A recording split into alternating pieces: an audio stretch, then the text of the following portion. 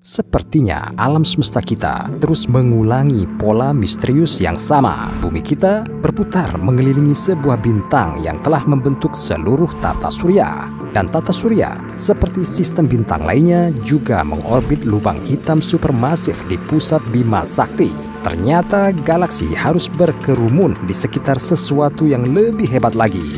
Saya berbicara tentang lubang hitam raksasa pertama di pusat alam semesta. Tapi di mana benda misterius ini bersembunyi?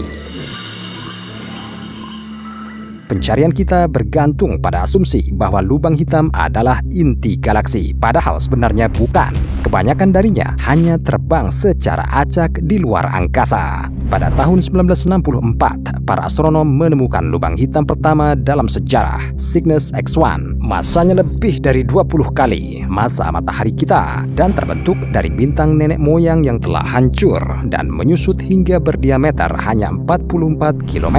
Dan di Bima Sakti saja ada lebih dari 100 juta lubang hitam seperti itu. Dan meskipun Sagittarius A-star di pusat galaksi kita menonjol di antara mereka dengan massa yang sangat besar, yaitu 4 juta massa matahari, ini sebenarnya dapat diabaikan dibandingkan dengan Bima Sakti secara keseluruhan. Dan sementara di tata surya, matahari sendiri menyumbang lebih dari 99% massa tata surya, Sagittarius A-star hanya berisi 2/10.000% massa Bima Sakti. Itu karena bukan lubang hitam supermasif yang mengumpulkan galaksi di sekelilingnya. Ini sebaliknya. Hanya saja di wilayah tengah Bima Sakti, kerapatan bintang 2,5 juta kali lebih besar dibandingkan mengelilingi matahari. Seiring waktu, bintang-bintang ini meledak, saling bertabrakan, dan akhirnya membentuk lubang hitam supermasif di tengahnya. Jadi, menganggap Sagittarius A-star dan objek serupa sebagai inti galaksi adalah kesalahan persepsi yang besar. Kemudian fakta bahwa lubang hitam adalah inti alam semesta juga tampak diragukan. Akan berdosakah kita menentang akal sehat hanya dengan mengucapkan kata-kata lubang hitam? Sebutan lubang hitam tidak sepantasnya untuk benda-benda ini, sehingga bahkan para ilmuwan abad ke-18 menganggapnya bodoh. Pada tahun 1774, seorang pendeta Inggris, John Michell, yang merefleksikan teori gravitasi universal Newton, membuat penemuan yang mendahului zamannya. Dia menyadari bahwa mungkin ada bintang yang begitu masif sehingga cahaya pun tidak bisa lepas dari tarikannya. Dan karena ia tidak terlihat di langit malam, Michell menyebutnya bintang gelap. Dan itu 150 tahun sebelum Einstein menerbitkan persamaan untuk teori relativitas umumnya. Dan dengan menggunakan persamaan tersebut, para ilmuwan abad ke-20 menghitung parameter yang tepat dari bintang gelap yang sebenarnya. Tapi meski begitu, tidak pernah terpikir oleh siapapun untuk menyebutnya lubang hitam. Menurut teori Einstein, benda-benda semacam itu akan menjadi jebakan, tidak hanya untuk cahaya, tetapi juga untuk waktu itu sendiri yang melambat tak terhingga di dekatnya. Karenanya, ia dijuluki bintang beku. Jadi bagaimana istilah yang diterima secara luas muncul? Ada legenda di antara para ilmuwan bahwa pada tahun 60-an, ungkapan lubang hitam diteriakkan oleh seorang mahasiswa tahun pertama di sebuah kuliah, dan kemudian para jurnalis mendengarnya. Dan ungkapan ini jadi seperti ketetapan.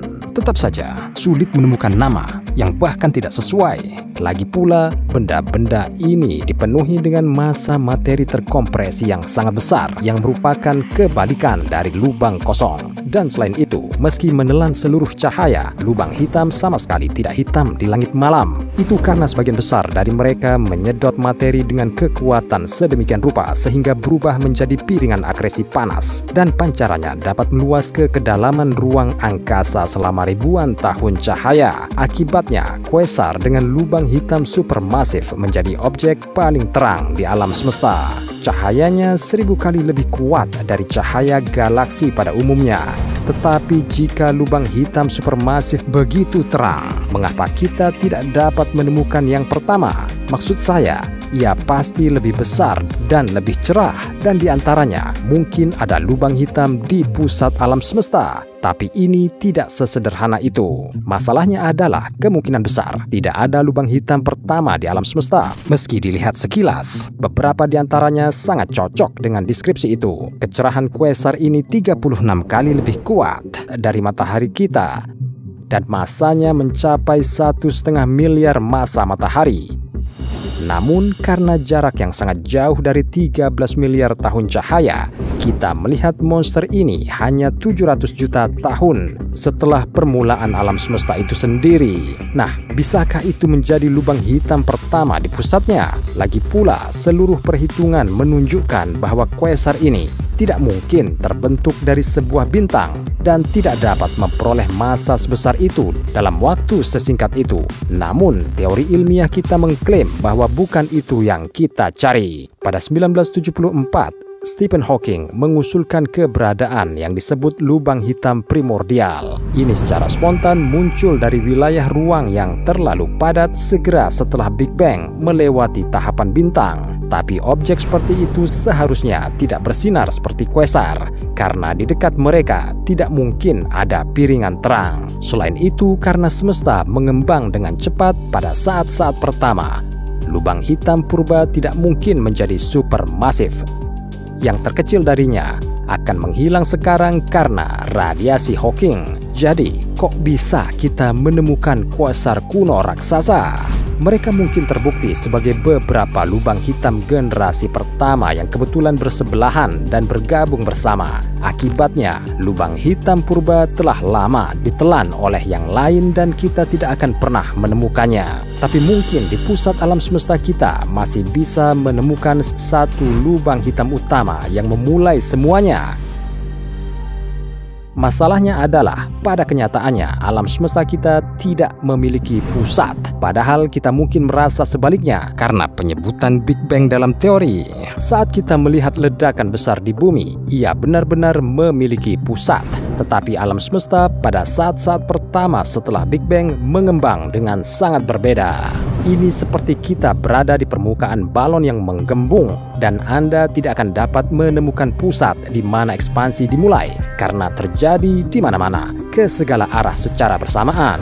Itu sebabnya jika Anda melihat ruang angkasa melalui mata teleskop yang cukup kuat seperti James Webb, secara teoritis Anda dapat melihat permukaan alam semesta kita ke segala arah.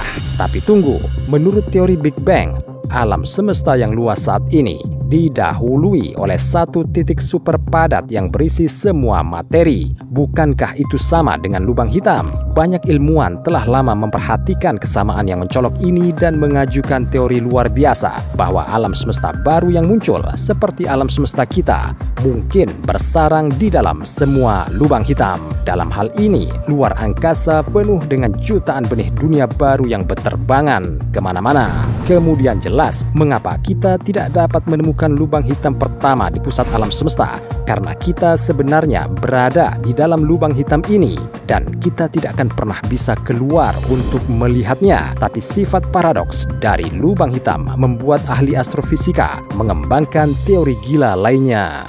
Menurut prinsip holografik, alam semesta kita dapat berupa proyeksi 3 dimensi, yaitu hologram pada permukaan 2 dimensi lubang hitam raksasa.